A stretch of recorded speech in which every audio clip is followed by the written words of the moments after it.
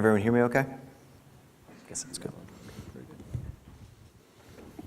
I actually have to change something real quick before we...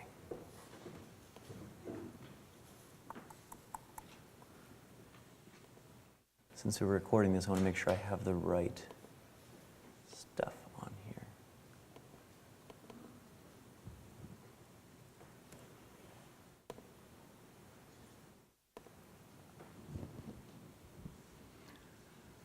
Okay, so this is going to be a fairly quick talk because we had some miscommunication on my end of things, and I wanted to reveal some things to you that I can't reveal. So instead of having a bunch of simulation results and things like that, we're just going to talk about a couple things we've been talking about building into MRFS at a couple different levels. So I don't think anyone's going to hear anything surprising here in terms of drive. Do we have to worry about that alarm that's going off outside?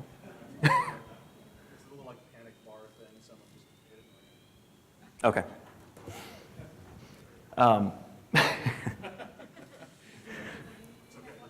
Yeah. Okay, so moving on. I'm going to be talking about just the types of different drive failures that people typically see in practice, and I don't think that's going to be news to anyone. But I just wanted to put it down on paper and start a discussion about it. And for the reasons that we are moving away from flat erasure or RAID schemes, or parity schemes, because there are various things that can happen at scale that don't really matter on a small scale or medium-sized scale, but when you start pushing 10, 20, 30,000 drives, some of the basic math breaks down at that point. So everyone knows random drive failure. I mean, things break. Most systems these days handle the random drive failures fairly well. It's not really something that there's a whole lot of inroads on anymore. Distributed rebuild, takes care of the random failures, even if they happen fairly quickly. And the drive's getting larger and larger. That's somewhat helpful. You get a balancing problem down the road with distributed rebuild, but it's not the end of the world. It's just a performance deficit for a few hours or potentially a couple days while you're rebuilding a 12 terabyte hard drive. But this is a solved problem, I would claim, at this point. One of the things that does drive everyone bonkers when you're a sysadmin is correlated drive failure. So when you have a bad firmware, when you have an electrical event, when somebody knocks your rack over, which hopefully doesn't happen very often, but I've seen it, and a whole bunch of drives in one specific area break. And this is correlated in space for those particular kinds of failures. So they're all fairly local within a small area. So if you have multiple data centers, you can spread your data out. That's no problem anymore. But some people only have one data center, or they have one large data center with all the stuff kind of in the same area. But at least for correlated failures in space where they're all within a rack or within a server, that's fairly easy to avoid if you're clever with how you place your data. And correlated in time is another thing that those are hard, where you have an entire system that has an event, and that event doesn't affect a rack, it doesn't affect a server, it is 50 or 100 drives across the entire campus or more, and there's no real rhyme or reason to which ones die. And that's one of the things that isn't really solved with standard placement algorithms in both current RAID and distributed file systems, as well as cloud storage systems that tend to use a hashing algorithm to pick where the chunks of an object go. So say you're doing erasure of 20 plus 4, and I used this example yesterday, is that if you have 5 drives simultaneously die in the system and you have a system that's fairly full, you have probably lost an object, and that probability approaches 1 with the more objects you have in the system, because the likelihood of having a stripe line up with the 5 drives that failed approaches 1. And this is the one that I didn't even like writing it down, because no one can fix it. If you have a firmware failure that takes out 50% of your drives in the span of a day or two, there's nothing you can do. I just stuck it in here because if I was talking about types of drive failures, there is always the horror case of everything's dying because something broke, or you had a power spike that killed everything all at the same time. And some people can afford to replicate across multiple sites to avoid this, or buy from enough vendors that it's not a problem. But when I'm chasing the 4 and change cents per gigabyte storage, we can't afford to do replication to fix this problem. So basically, you give up if something like this happens. At least that's my perspective. So this is the typical set, is you have +2, +3 for RAID protection, and this is old hat these days.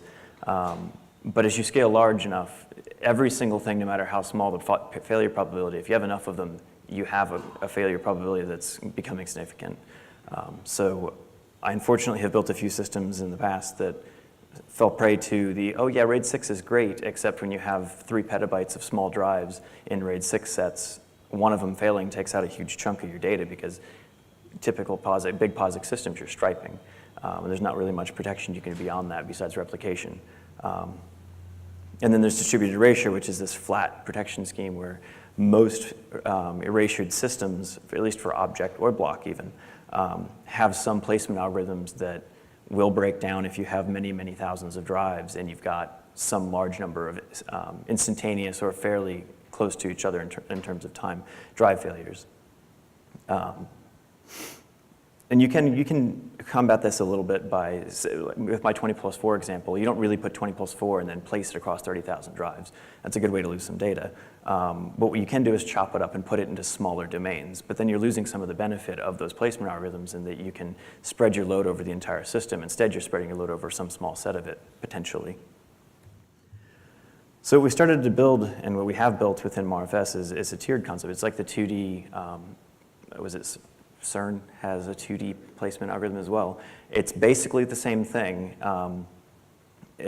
So as we build bigger and bigger systems, if you can tolerate the latency and you can tolerate the additional compute overhead of doing multiple tiers of erasure, you can get the benefit of the fast computation of those algorithms with small sets of plus parity. So if you say 10+2, 17+3 is much easier to calculate, for example, than 170+70, which is the equivalent of what it would be in our system if we had built out a flat scheme in terms of the cost of the overhead. And Intel guy in the audience, where are you at? Using ISAL, there's a couple of you. We benchmarked up to +70 erasure, and not only to give it gargantuan data blocks for it to even be remotely efficient, the bandwidth of being able to compute that approaches, I wouldn't say 0, but it's certainly, as you go from +2 to +3 to +4, you're losing bandwidth each time because it's more complex math. And out at +70, you sell a lot of Intel CPUs, but that's not the business that we're in. So we're trading off some things that fit our use case specifically, in that multiple tiers of parity give us the protection that some people are trying to call it an archive, and that we've said, yeah, our mean time to between data loss is going to be some gargantuan number unless we have a systemic drive problem. I don't like calling things archives when they're connected to the grid or anything like that. I don't even call it a backup if it's connected to the grid. It's just longer term storage that you can kind of ignore a little bit more.